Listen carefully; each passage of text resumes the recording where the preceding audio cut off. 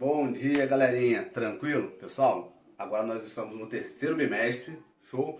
Vamos dar uma acelerada aí para poder dar tempo de fazer tudo e fazer aquele resuminho que a gente sempre faz para avaliação do terceiro bimestre. Beleza? Olha só, vou dar um zoom para vocês enxergarem o quadro, tá? Como é de costume. Beleza? Então, pessoal, olha só. No quadro lá tá o título primeiro, ó, consumo sustentável. Show? Isso vai ser o que a gente vai começar a estudar. A gente vai começar a falar um pouco sobre consumo sustentável. Mas consumo sustentável de quê, professor? Nós vamos falar um pouco sobre consumo sustentável de energia. Beleza? Vamos começar a falar sobre renováveis, não renováveis, a eólico. A gente vai falar sobre combustíveis fósseis e daí por diante. Tranquilo? Só que hoje a tarefa é mais simples, tranquilo pra caramba. O que eu quero que vocês façam? Ó, consumo sustentável, uso consciente. Esse vai ser o título, tá, das nossas próximas aulas. Tranquilo? Eu vou mandar para vocês um texto em PDF. O que eu quero que vocês façam? Leia esse texto em PDF, tá? Após ler o texto em PDF, lê com calma, tem tempo suficiente. Após ler o texto em PDF, eu quero que vocês façam um resumo pequeno sobre o texto, sobre o que vocês entenderam do texto. Tranquilo? Pequeno. Ah, professor, quantidade de linha. Não, não tem linha não. Quantidade de linha não. Vocês pegam lá o texto e vão poder ficar à vontade para poder escrever o quanto vocês quiserem. Tá bom? Show? Olha só. Eu vou mandar também um vídeo que é um documentário. Se eu não me engano, o vídeo tem 20 minutos. Que é um documentário, tá? Vocês vão assistir o vídeo com tranquilidade. Vai falar tudo e um pouquinho sobre consumo sustentável, como a gente deve se posicionar, tá? E eu quero que vocês extraiam do texto, vocês inventem no caso, extraiam do texto 3 perguntas, tá? E respondam, como a gente tem feito, vocês vão lá, fazem 5 perguntas, vocês me respondem e mandam pra mim, beleza? Então, 3 perguntinhas só, extraído do vídeo, tá? Que é um documentário, tranquilo? E vocês vão lá na página, para acabar com a nossa aula, vocês vão lá na página 149 e lá tem um Investigue, tá? Tem uma perguntinha lá para vocês. Vocês vão investigar, tá? E responder da melhor maneira possível. Galera, olha só, uma coisa séria que eu tenho que falar com vocês. Muitos alunos, na avaliação bimestral, foram no Google, pegaram a resposta completa no Google e jogaram lá, tá? Isso não vai ser aceito. Tranquilo? Não vai ser aceito, tá? Na próxima avaliação, qualquer vestígio de Google, tá? Eu vou zerar a prova de vocês. Eu dou liberdade para vocês elaborarem e assim, eu considero muitas coisas, né? Muitas coisas que outros professores nem iam considerar, tá? Eu considero a opinião de vocês. Show? Agora, pegar inteiramente do texto do Google, como vocês fizeram, como alguns fizeram, né? E jogar, né? É inadmissível, inaceitável, beleza? Tá bom? Então, pessoal, vamos aqui.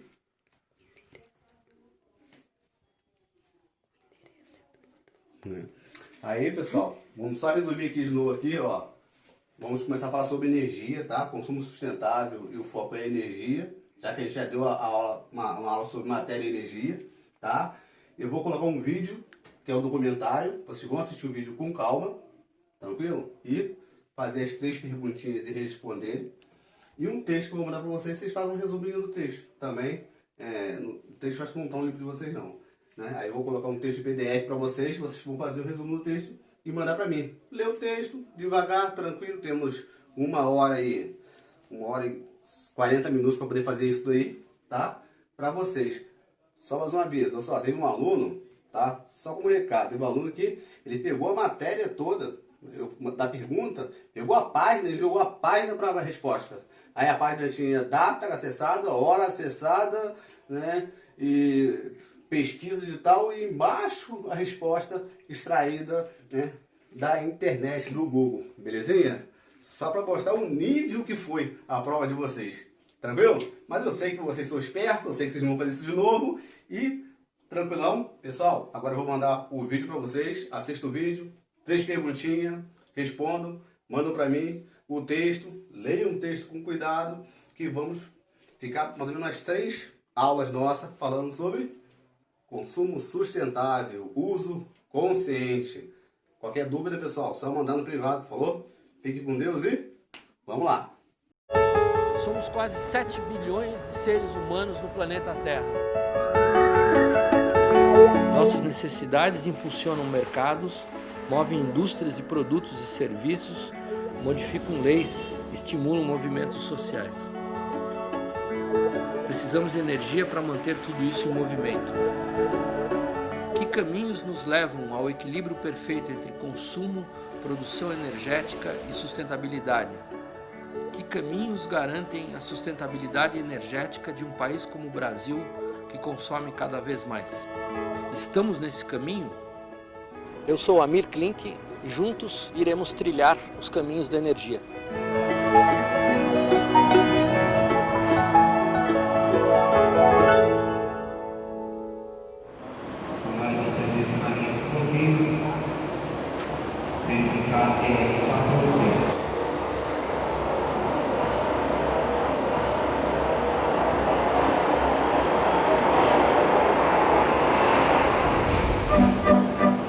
A gente conhece hoje não foi sempre assim.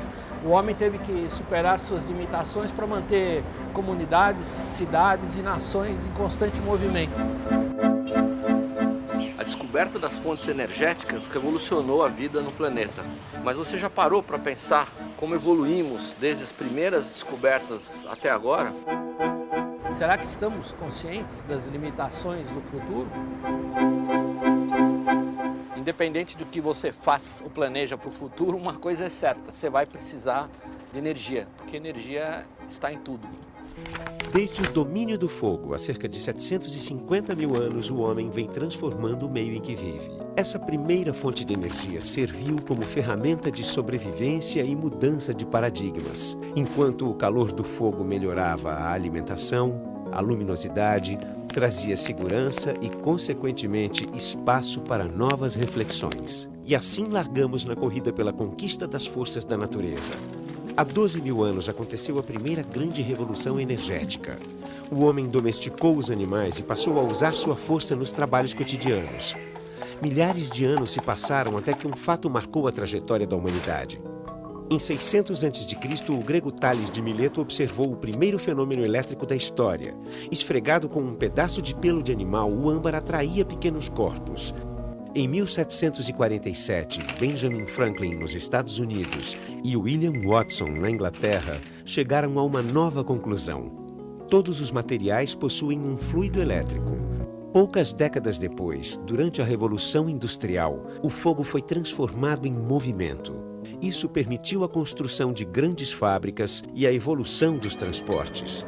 Mas foi apenas há pouco mais de 100 anos que surgiu a energia elétrica.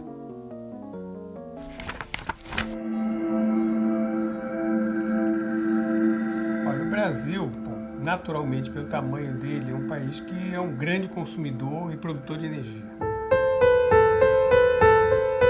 O Brasil tem uma produção de eletricidade essencialmente hidrelétrica, mas tem também hoje petróleo, a gente sabe que tem muito petróleo no Brasil, tem gás natural, você tem a biomassa, que essencialmente o principal representante da biomassa é o álcool, o etanol, que vem da cana-de-açúcar.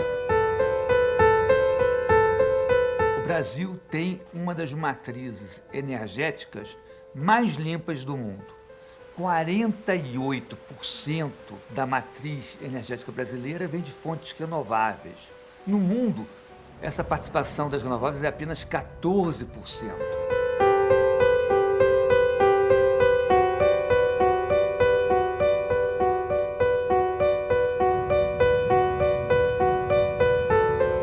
O que é uma fonte de energia renovável? É aquela que, ao longo do tempo, como o nome já diz, ela não é finita.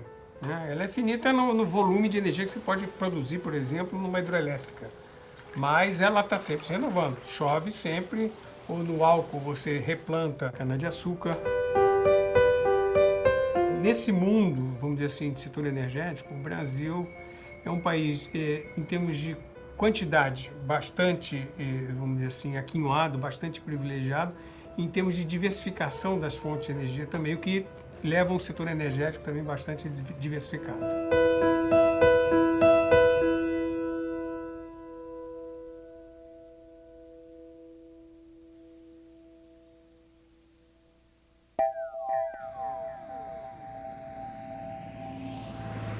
Como o Brasil é muito grande, então às vezes tem mais energia disponível na área de eletricidade no sul do que no centro-sul, ou menos energia no norte do que no centro-sul. Esse problema pode ser resolvido interligando o sistema. O sistema elétrico brasileiro, ele em grande parte, interligado, que é um sistema de transmissão longo. Para você ter uma ideia, esse sistema ele abrange 3.500 quilômetros da costa do litoral até Acre, Rondônia, e também praticamente 3.500 quilômetros da parte mais ao norte até o sul, ao Rio Grande do Sul.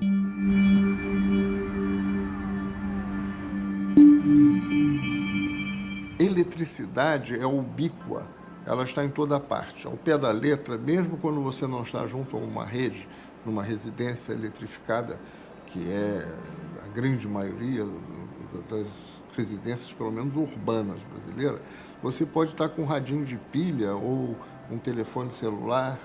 Isso é também eletricidade, a pilha é energia elétrica. Atualmente, no mundo todo, e no Brasil também, se consome energia em 3 grandes setores: transporte, que é automóveis, caminhões, indústria e residências. Durante o século XX, o consumo de energia pela população mundial aumentou extraordinariamente. Entrou em uso, em grandes quantidades, carvão, petróleo e gás natural, que acabaram dominando completamente o sistema energético. Sucede que essas fontes de energia eram abundantes e baratas. Por essa razão, energia, durante o século XX, foi usada de uma maneira em que eficiência não era importante.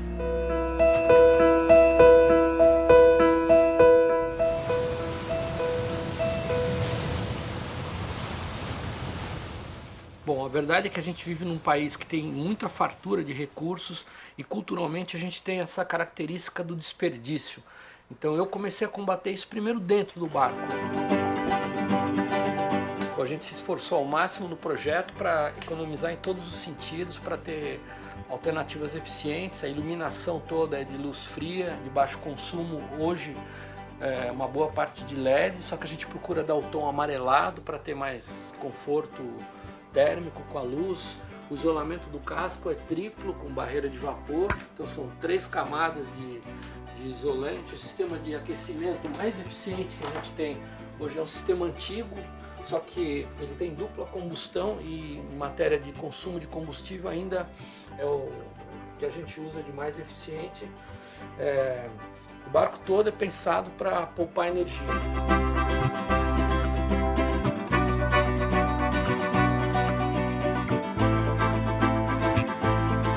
Não é que eu sou incansável pesquisador, eu adoro tornar mais eficientes as coisas que a gente faz. Eu adoro que elas custem menos, eu adoro que a gente possa ficar mais tempo com menor esforço no mar. Então eu acho que é uma característica natural do ser humano de procurar fazer o que gosta da maneira mais fácil e com o menor dispêndio de energia.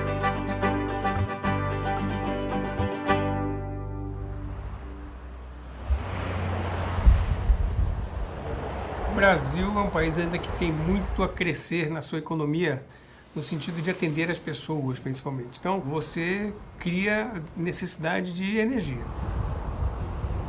Apesar do Brasil já ter atingido um patamar muito expressivo comparado com outros países, hoje a expansão das fontes mais poluentes é maior do que a expansão das fontes não poluentes. Atualmente, o país que mais emite é a China, seguido dos Estados Unidos, Rússia, Japão, Brasil e Alemanha. O Brasil é um país que tem uma matriz, uma característica de emissão de gases de efeito de estufa muito diferente dos países industrializados e da China também. 80% das emissões da China estão associadas com a produção de energia.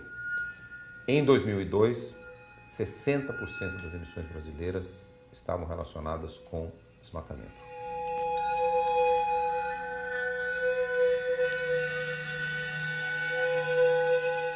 O efeito estufa é que garante um pouco aquela capa de calor que a gente vive agora. Quando essa capa de calor fica com uma temperatura mais alta, ela aquece muito e isso começa a causar desequilíbrios.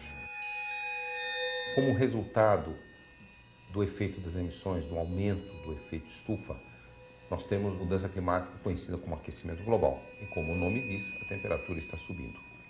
Ela já subiu aproximadamente 0,8 graus nos últimos 120 anos. Pode parecer pouco, mas essa taxa de aumento da temperatura, essa velocidade de aumento da temperatura é 50 a 100 vezes mais rápido do que os processos naturais.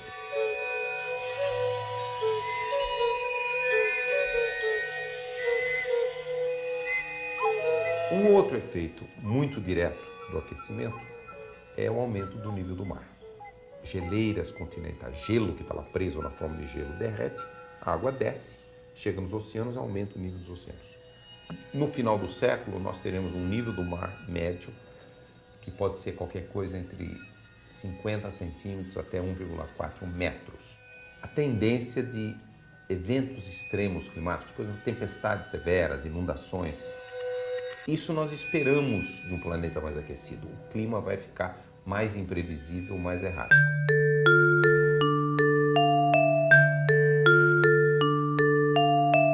Bom, embora não pareça, eu tenho uma experiência um pouco insignificante na Antártica. Quer dizer, são 25 anos, umas 30 e poucas viagens, e é um período, claro, importante na vida de uma pessoa, mas é muito curto para você fazer uma conclusão em relação ao aquecimento global. O fato é que ao longo desses 25 anos, sistematicamente, a cada ano que passa, a gente tem notado diferenças em relação ao aquecimento, a recuo do gelo, principalmente a efeitos do sol, do ultravioleta, o desgaste dos cabos, por exemplo, de polipropileno. Eles são muito sensíveis ao ultravioleta. Nas primeiras viagens, os cabos que eu deixava para fora duravam 6, 7 viagens. Hoje, de um ano para outro, eles já começam a esfarelar. Então, é uma experiência pouco significante para fazer conclusões, mas o fato é que nessas viagens a gente convive com as pessoas que estão questionando esse assunto. E há uma unanimidade, há vários exageros e algumas questões que são um pouco polêmicas, mas existe um consenso de que a gente está, de fato, num processo contínuo e crescente de aquecimento. Os cientistas, a mídia, enfim, nós temos conhecimento que nós estamos diante de uma tragédia, mas nós, por outro lado, estamos vendo a dificuldade que nós enfrentamos para tomar as medidas que são necessárias para que essa tragédia não seja maior. 18 anos atrás, nós tivemos a Cúpula da Terra, Convenção das Nações Unidas sobre o Desenvolvimento do Meio Ambiente, conhecido como Rio 92 ou Eco 92, e 18 anos depois, as emissões de gases de efeito estufa são 43% maiores do que em 92. O desafio é gigantesco. É, de fato, uma nova revolução, que é muito mais do que industrial. É uma revolução tecnológica, industrial e de comportamento.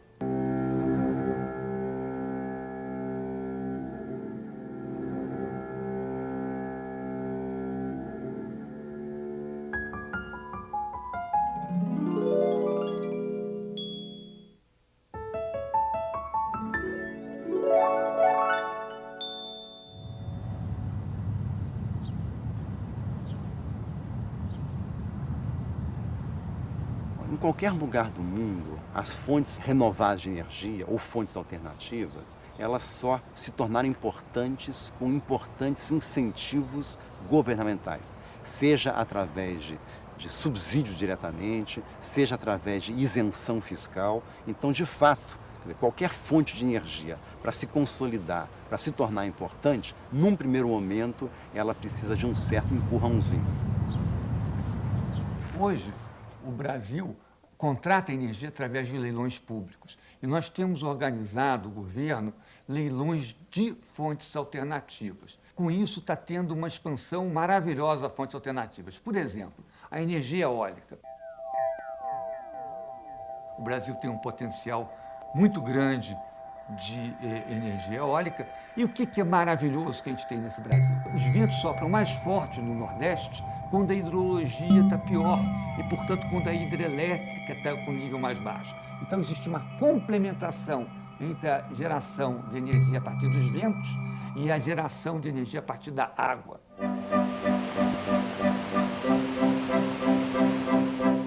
fontes que no Brasil são convencionais, em outros países não seriam consideradas convencionais, como, por exemplo, o etanol, a própria adição de biodiesel ao nosso diesel, o próprio uso de bagaço de cana para geração elétrica. Veja, o fato do programa do etanol ter sido um sucesso aqui no Brasil melhorou muito a qualidade do ar em São Paulo. As pessoas não se dão conta disso, mas a qualidade do ar em São Paulo era muito pior do que é agora. E veja que o número de automóveis tem crescido extraordinariamente. Apesar do crescimento do número de automóveis, a qualidade do ar melhorou. Por quê? Porque o etanol é um combustível renovável e não emite os poluentes que o petróleo, que os derivados de petróleo emitem. Pesquisas continuam a ser feitas para você se tornar mais eficiente na maneira de produzir esse etanol, mais eficiente na maneira de produzir esse biodiesel. Mas eu diria que realmente os maiores investimentos hoje no Brasil, quando se pensa em fonte alternativa de energia, de fato é aquilo que o mundo também está apostando muito hoje, que é a energia eólica, que é a energia solar. Bom, eu passei 100 dias e 6 horas no Atlântico vivendo basicamente de 2 painéis fotovoltaicos. Ou seja, eu transformava a luz do sol na energia elétrica de que eu precisava para funcionar o rádio, para poder ter a hora do cronômetro e fazer astronomia numa época em que não existia o GPS, e para poder 2 vezes por semana falar pelo rádio com a comunidade radioamadora. Daí para frente a gente num barco a gente usa tudo que tem à disposição para gerar energia. O grande desafio é esse, como gerar energia de maneira renovável e eficiente, porque a gente não tem muito espaço para armazenar qualquer tipo de combustível. É que eficiência energética é uma maneira de racionalizar o uso de energia. Isto é, a gente consegue o mesmo objetivo com menos energia. Por exemplo, as geladeiras que se usavam há 30 ou 40 anos atrás consumiam 3 vezes mais eletricidade do que as geladeiras que nós usamos hoje, e que gelam da mesma forma, provavelmente até gelam melhor. Como é que isso aconteceu? Aconteceu por progressos tecnológicos, não foi nenhuma privação. Eficiência energética não significa que você se priva do uso de energia, significa que você usa ela com uma tecnologia mais racional. Por incrível que pareça, esquimó usa geladeira, a gente precisa de geladeira na Antártica. A geladeira é um item que consome muita energia a bordo. É interessante porque a gente tem um isolamento muito forte, são paredes duplas que chegam a 30 centímetros de espessura e permitem que uma pedra de gelo aí dure 2, 3 semanas. Então o barco é uma espécie de unidade de pensar de forma eficiente no uso de energia.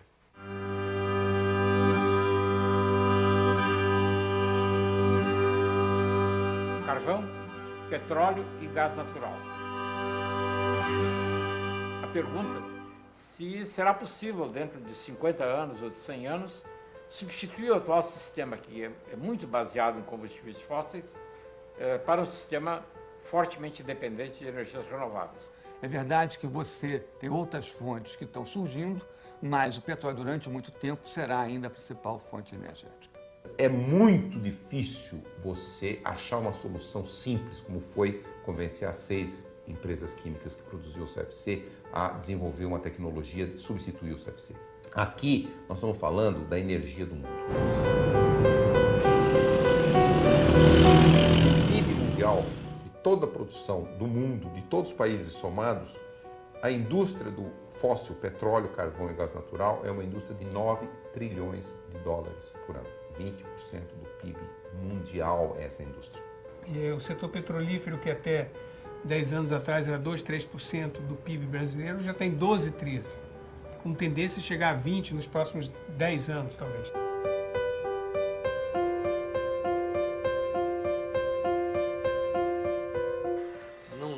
Não vejo com grandes olhos a exploração do pré-sal, o futuro, nada disso. Nós não somos um país como a Noruega, que só tem aquela riqueza, como o México, que só tem. Nós temos várias outras. A gente tem o processo de fotossíntese aqui, ele é bastante intenso. Nós temos plantas de grande eficiência na transformação da luz em energia, e a gente já tem soluções, além das fontes de hidrocarbonetos, de petróleo, que já são economicamente viáveis. A tecnologia pode ajudar em parte. Formas limpas de produção de energia, energia solar, energia do vento, energia da água, mas essa transição para o que nós chamamos uma economia de baixo carbono, limpa, renovável, ela é muito difícil. Nenhuma solução será indolor.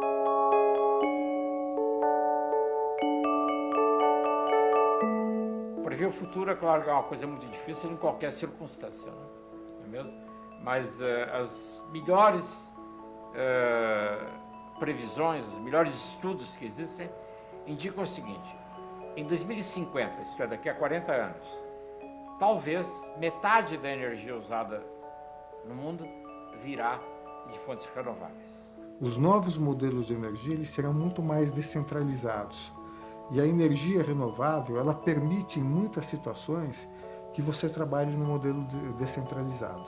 O que é o modelo descentralizado? Eu tenho uma pequena cidade que é próxima a uma fonte de energia eólica e ela não depende de um sistema unificado de energia. Isso serve no Brasil, mas isso serve no mundo também.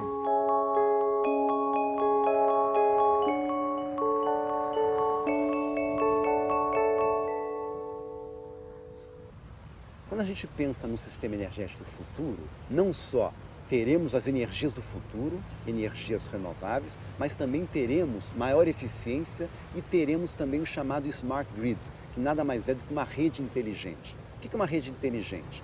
Hoje o que você tem é a geração de energia seguindo a carga. Você tem alguém ligando equipamento, uma indústria começando a funcionar e a geração de energia corre atrás para suprir aquela energia. O futuro não será assim.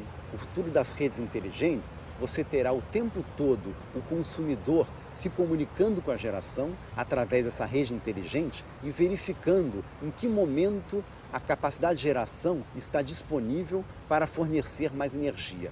Ou seja, esses equipamentos vão permitir, por exemplo, que você otimize a sua utilização de energia. Vou poder te oferecer, a ANEEL vai poder oferecer tarifas diferenciadas. Se você, por exemplo, no Brasil a gente usa pouco, mas uma secadora de roupa, ou ligar um equipamento desse que consome muita energia de madrugada, você vai poder pagar uma tarifa menor. E esses equipamentos, o próprio medidor de energia vai poder controlar isso. Então o Smart Grid vai ser essa modernização, ou seja, a automatização, principalmente de todos os equipamentos que estão na rede elétrica, no sentido de otimizar tanto a produção até o consumo final de energia. Que eu vislumbro como uma situação ideal no futuro é que cada um de nós, na sua situação, até mesmo na sua própria residência, numa grande cidade como Rio de Janeiro, Belo Horizonte ou São Paulo, possa gerar energia de alguma forma inteligente e vender o excedente dessa energia. Diferentemente da energia do passado, baseada em combustíveis fósseis, a energia do futuro, mais baseada em fontes renováveis, será uma energia mais intermitente. A energia do sol, a energia eólica, e dado que você não consegue prever com exatidão quando irá ventar, você não consegue prever com exatidão qual vai ser o seu grau de insolação, isso fará com que você tenha que ter um sistema energético que enxergue a capacidade de geração disponível e se adapte a essa capacidade de geração. Esse é o chamado sistema inteligente, que será o sistema do futuro.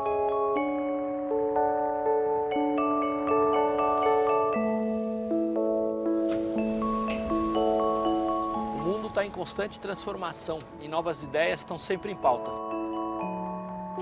E o futuro da matriz energética brasileira, o que nos reserva? Vamos investigar juntos aqui no Caminhos da Energia.